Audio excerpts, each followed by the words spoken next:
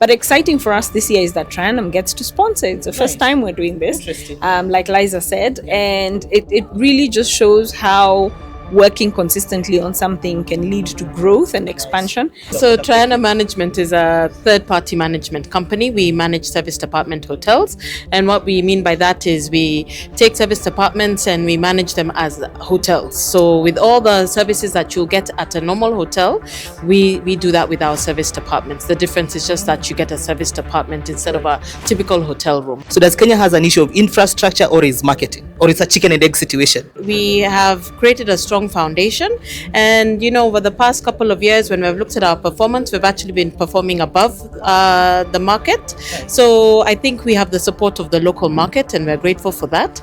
We also, where we're positioned is mid-scale, so we also have our own niche market that is coming to support us. A lot of the brands that are coming in are 5-star, 4-star. So at the same time, we are competitors, but we are still in a different niche market. So if you count from 1970s, now 50 years later is when we are seeing, but there's no new development or no new investment at the coast. It's because the existing ones that were done in the 70s are now coming of age. However, there are those that have been renovated over the years. Sarova White Sands has gone through renovations. Pride Inn has gone through a lot of renovations. So why are we finding ourselves being aggregating ourselves within the capital city and not other coastal line? And you do feasibility studies. What informs you? Because you need also investment to be spread across the 47 counties. It's called Ulwazi Place, and they have always focused on MICE business, the way the setup was done. And so they felt the need to expand, and we felt the need to expand this year. So we are opening our new facility, perhaps mid-May. So Kenya has always been in the tourism market. Now, what has happened as a destination? We've moved from being niche to new to mid-scale, and just like growth, now we're reaching a maturity level. The international brands are coming to invest in Nairobi, and again Trianum also, it's a domestic brand that is also helping hotel owners to professionalize their facility. What's your take on that? International companies coming to invest in Kenya? Nairobi has long needed a world-class in convention center, so it's a great thing that this government has actually embarked on the construction. The feasibility was done in 2009, 2010, and actually because Trianum does feasibilities, we had put in our tender. We do everything. So our tagline is just breathe, meaning we handle all the stress for you. All you need to do is we set it up and we'll do the running around for you. All right, fantastic. Just to give context for our audience, Simon Peter purchases a land, I develop a hotel, then I give way for Trianum to assist in the management of the facilities, pre-opening, running the operation. Actually, I can tell it's an asset-like business model. We've always had capital investment in Africa. It's just putting it through smarter channels so that then, and more mature channels. So instead of individual investments, we go to institutional, build institutional capacity so that we continue driving stronger returns. And that's it. This is a MICE business, and we are at FHS Summit, and this is a MICE Diary. See you next time. Thank you.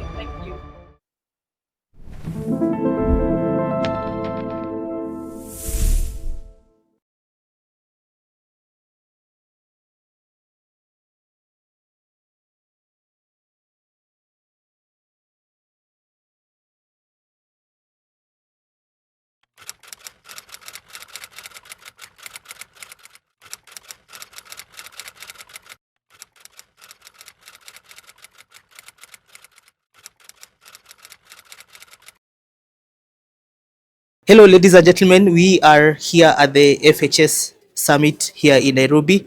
This is where international investors and Africa investors are coming to meet in East Africa to talk about hospitality investment. And today we are joined by Samantha from Trianum and also by Liza. Let them say hi. How are you? Hi, how are you? I'm fine, thank you. How is the experience today? It's been fantastic. We're happy to be here at FHS, and this year we're sponsoring, which is fantastic. We have been coming to FHS for several years now, but this is our first time to sponsor. Yeah. All right, interesting. How are you, Samantha? I'm very well, Simon Peter. How are you? I'm fine, thank you. Nice to see you. Nice to see you here. Yeah, great. So how is the experience today? Today it's great. FHS 2026 is the fifth time this conference has come to Kenya. The first time being in 2012, I think 2013, 2018, 2023, and now. And each time I've always been a part of the conference. It's good to see the conference has grown to what it is today. But exciting for us this year is that Trianum gets to sponsor. It's the first time we're doing this, like Liza said. And it really just shows how working consistently on something can lead to growth and expansion. And it's good to be among the big African brands. Yeah, of course, Trianum is a big African brand and consistency beats talent. So, Liza, a quick one, just give us a context on what Trianum does. So Trianum Management is a third-party management company. We manage service department hotels, and what we mean by that is we take service departments and we manage them as hotels. So with all the services that you'll get at a normal hotel, we do that with our service departments. The difference is just that you get a service department instead of a typical hotel room. In addition to that, we also offer other services. From an advisory perspective, we offer planning and technical consultancy services. So when we say planning and technical, we talk about pre-opening activities that may take place before a person opens a service department. So we do feasibility studies, pre-opening budgets. We can work on the project with you to set it up fully to operation. And once we've done that, then we have the option of managing the property for perhaps 5 to 10 years on your behalf. Yes, and so when we manage, we provide all the services from an operational perspective, financial perspective, human resource perspective. We do everything. So our tagline is just breathe, meaning we handle all the stress for you. All you need to do is we set it up and we'll do the running around for you. All right, fantastic. Just to give context to our audience, Simon Peter purchases a land, I develop a hotel, then I give way for Trianum to assist in the management of the facilities, pre-opening, running the operation. Actually, I can tell it's an asset-light business model. Yes, it is. And basically, we are there to make sure that your business succeeds. Yes, so we want to make sure that we work with you hand in hand to make sure you get your return on investment. Of course, with hospitality, it's not something that happens overnight, but we do walk the journey with you. Yeah. Right. And we do have 7 properties right now. 2 of them are branded under the Best Western brand, and the others run under what we call the managed by Trianum. All of our properties are in Nairobi, within the Kilimani, Kitusur, Westlands areas. Fantastic. Actually, Samantha, speaking about Nairobi, we understand capital in Africa is very limited, and most of the hospitality investment is actually domiciled in the capital city, which is Nairobi. But also, the coastal line is also a very nice place to set up infrastructure and development. So, why are we finding ourselves being aggregating ourselves within the capital city and not other coastal line? And you do feasibility studies. Yes. What informs so? Because you need also investment to be spread across the 47 counties. Okay. So the coast was actually the first hospitality destination in Kenya in the 1970s and in the 1980s when Kenya's GDP grew over 5%. So you found hospitality developments were first developed there. There was a lot of over 30 different beach resorts were developed along the Kenyan coastline. And Liza did say hospitality returns don't come in a day. So a good hospitality investment should take you 30, 40, 50 years maybe. So if you count from 1970s, now 50 years later is when we are seeing but there's no new development or no new investment at the coast. It's because the existing ones that were done in the 70s are now coming of age. However, there are those that have been renovated over the years. Sarova White Sands has gone through renovations. Pride Inn has gone through a lot of renovations. So you're still seeing development at the coast, but it's not at the speed that Nairobi was developing. The second biggest factor is airlift. Hospitality development follows international airlift. Kenya, Nairobi, JKIA is the gateway airport into Kenya. So you find you've got all the major international airlines coming into JKIA, and therefore then the hotels are needed because the people who get out of planes need to stay somewhere. Whereas Mombasa has heavily focused on charter airlines. and not necessarily the big international. That has started to change now. There's airlines like Turkish, Ugandan, Rwanda, Ethiopian that are flying directly into Mombasa. And as more major airlines fly into a destination, then the need for the bigger resorts and the bigger hotels comes in. So over the past, when we didn't have the big international airlines, you found smaller hotel developments, villas, homestays, which we do manage. We've got a brand called Nest and Nomad that manages villas, homestays, holiday homes. And so you found that's where the investment was, because you are targeting domestic market, people who drive there or who take the train, or our local airlines. As now we grow our international airlift, then you will see the bigger investments following that international airlift. All right, interesting. Actually, this is a very deep history. I'm actually in class today. So basically, that means the development we are seeing along the coastline was done like around 30, 40 years ago. And something you say, the return on investment comes 30 to 40 years.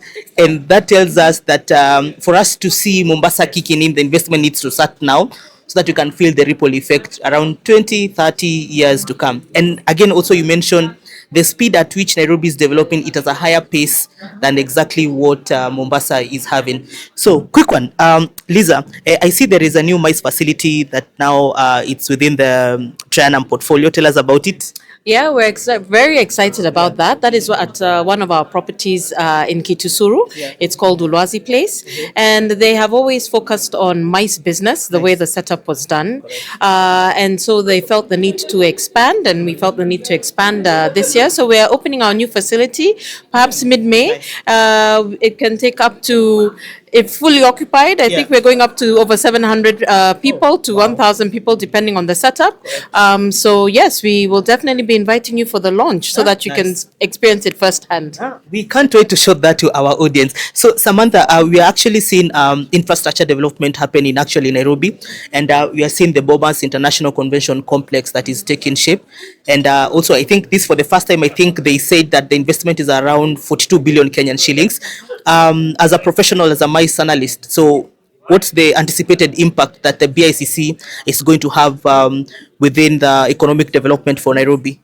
So Nairobi has long needed a world-class convention center. So it's a great thing that this government has actually embarked on the construction. The feasibility was done in 2009, 2010. And actually, because Trianum does feasibilities, we had put in, our tender.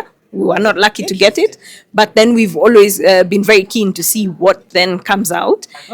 So the feasibility was done. It was always something the city needs, because Nairobi is a business destination. You can't be a business destination without a proper convention center. So Rwanda has theirs. It makes great money. Cape Town has a wonderful convention center. So, if we just benchmark with those two, we expect that a convention center will bring meetings and conventions that then have a ripple effect into the economy. And the way large conventions work is usually they run over a week period. You've got maybe the 2 days to set up, 3 days for conference, 2 days to tear down. So you look at weeks. How many weeks can you sell? There's 52 weeks in a year. So great convention centers are the ones that have 30 to 50 meetings in a year. That's not to say that you can't have more than that, depending on how many rooms or how you divide up the spaces. But this is definitely a good thing for Nairobi. So once a convention center is complete, we will be able to see the ripple effect. The next thing that's needed is now the hotel infrastructure around it. But when it comes to access, if you look at the direct access on Southern Bypass from the airport to the convention center, that also is a great factor, because then people land at the airport quickly on the Southern Bypass and you're right there at the convention center. And then over years, what you're going to see is you're going to see a lot more hotels and hospitality developments in that node. Our current Langata node has never really been our hotel node. It's always been small boutique hotels for tourists who come to see, the museum, Karen Blixen, Kitengela Glass. But now we'll be able to have bigger hotels in that area. So we're very excited, and we can't wait to see that convention center open. This actually means a lot. I hope you've seen the KWS is hiving the 76 acres to facilitate the construction of the BICC, that is the parking, and also they said we are going to have a footbridge from the BICC all the way to the national park. What's your take on that? Is it conservation at the expense of MICE? I've only read about that in the papers. I haven't had the time because I think it just came out this week. Yes, correct. So I haven't had time to really interrogate it deeper. So I'm not in a position to really comment on that right now. But, every tourism destination needs integration. So you need to integrate the tourism experience or the guest experience. So, what else will the guests do? And we've always said the national park being in Nairobi is a great seller. We always tell people come for business meetings, and then within 30 minutes you're relaxing in the bush in the national park. So I guess the way it's all packaged together and marketed is something yet to be seen. Let's wait and see. So basically, you advocate for integration. So Liza, back to you as we wind up. So we actually seen for the last 5 years, you've seen a lot of market entrants. Accor having new facility, the IHG, the Hiltons, the international actually brands are coming to invest in Nairobi. And again, Trianum also, it's a domestic brand that is also helping hotel owners to professionalize their facility. What's your take on that? International companies coming to invest in Kenya? Having brands in the country is always a good thing. You can never, it's always a good thing. Does it increase our competition? It does. But, we're happy to say that so far we have created a strong foundation. And, over the past couple of years, when we've looked at our performance, we've actually been performing above the market. So I think we have the support of the local market, and we're grateful for that. We also, where we're positioned is mid-scale. So we also have our own niche market that is coming to support us. A lot of the brands that are coming in are 5-star, 4-star. So at the same time, we are also we are competitors, but we are still in a different niche market. So it has worked for us. So basically complementing each other. Yes. So quick one, last one, Samantha. I really want to get your intellectual in regards to the airport expansion and the development happening at the JKIA. So does Kenya have an issue of infrastructure or its marketing? So the CS put a target from to around 5 million until 2027, just to get my numbers correctly. So does Kenya has an issue of infrastructure or is marketing, or it's a chicken and egg situation? I think in Kenya, we are what is now called a newly developed tourism destination. So we're no longer niche. We're not starting out from scratch like many other African countries. We've been in tourism for over a century. People don't know that. But over 100 years, Kenya has been in tourism, even before, from when we had explorers coming to Kenya to explore and hunt big game and all. So Kenya has always been in the tourism market. Now, what has happened as a destination, we've moved from being niche to new to mid-scale, and just like growth, now we're reaching a maturity level. As you reach a maturity level, you have to go back and ask yourself, what needs to change? What needs to adjust? I mean, let me juxtaposition it with a human being. You can't keep wearing children's clothes when you're an adult, right? You have to get rid of your children's clothes and buy your adult clothes. And that's what Kenya is going through right now. We have to shed some of the things that we used to do when we were a young, upcoming tourism destination and put on the cloak of being a mature destination. That means a newer, bigger airport. That means having better infrastructure, better connectivity between the airlines, the ports, the railway station, the hotels, so that all that destination comes together. And so that's what you're seeing right now. It's I wouldn't call it a problem. I would say these are growth pains, and we just need to be able to then come into our new skin and own our new mature tourism status. Nice. So actually, today being the last day of FHS, what are some of your key takeaway? What have you learned, and what's the outlook of African hospitality investment landscape? Africa is going through growth. We are a young continent with an average age of 19, rapid urbanization. So when it comes to hotel development, it follows urbanization. And so I guess the sky is the limit. You just have to keep your eyes open as to where the opportunities are and how to really capitalize on those opportunities. But the future is looking bright. Nice. So we're going to have capital investment in Africa. We've always had capital investment in Africa. It's just putting it through smarter channels so that then, and more mature channels. So instead of individual investments, we go to institutional, build institutional capacity so that we continue driving stronger returns. All right, interesting. Speaking of returns, Liza, key takeaway, how is the experience today at the FHS Summit, and what are some of your key takeouts? It's been good so far. This is actually my first time attending. But I think my key takeaways would be, as Samantha said, Africa remains resilient.